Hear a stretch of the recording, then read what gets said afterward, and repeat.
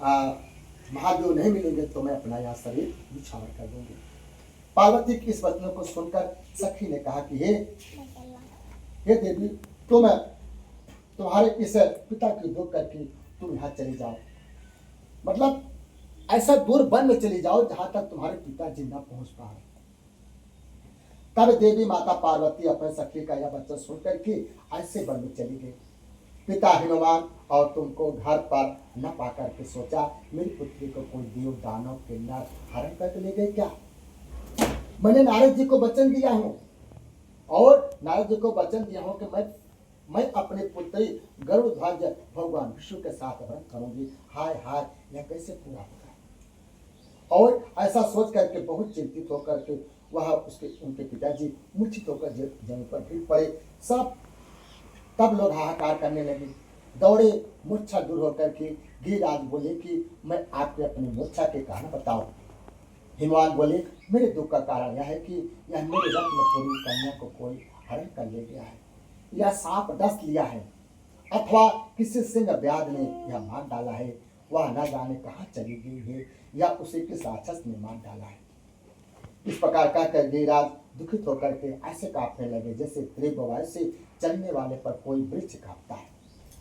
तब काल हे माता पार्वती, तुम्हें गिरिराज साथियों के सहित घने जंगल में यह ढूंढते निकले सिंह व्याध रीछ आदि सिंघस जंतुओं के कारण वन भयानक प्रतीत होता है।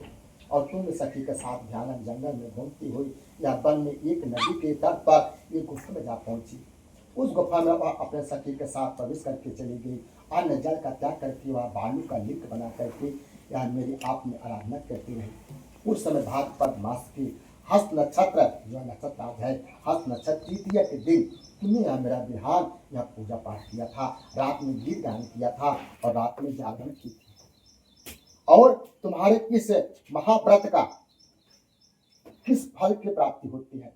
तब भगवान शंकर जी बोले इस स्त्री के जाति की अति उत्तम यह व्रत विधि सुनिए।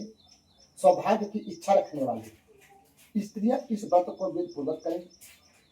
के खंबे और मंडप बना करके और वन बांधों से शोभित करें, और इसमें विविध रंगों उत्तम रेशमी वस्त्र की चांदनी और ऊपर तांबे चंदन आसुगंधित द्रव्यों का लेपन करें।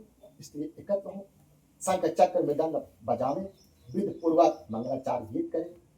गौरी शंकर श्री बालू का निश्चित नैवेद्य बना करके स्थापित करें। फिर माता शिव पार्वती का गंध पुष्प आदि विधि पूर्वक पूजन करें। अनेक नैवेद्य से भोग लगावें। रात को जागरण करें।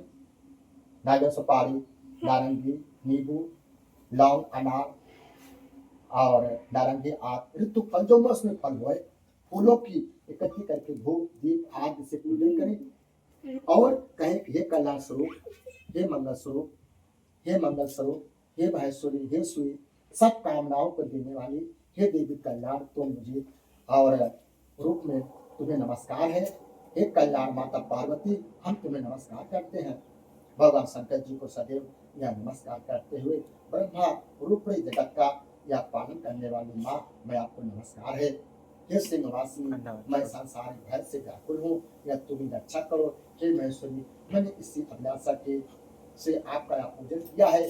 हे माता पार्वती, आप मेरे ऊपर प्रसन्न होकर के मुझे सुख और सौभाग्य प्रदान कीजिए।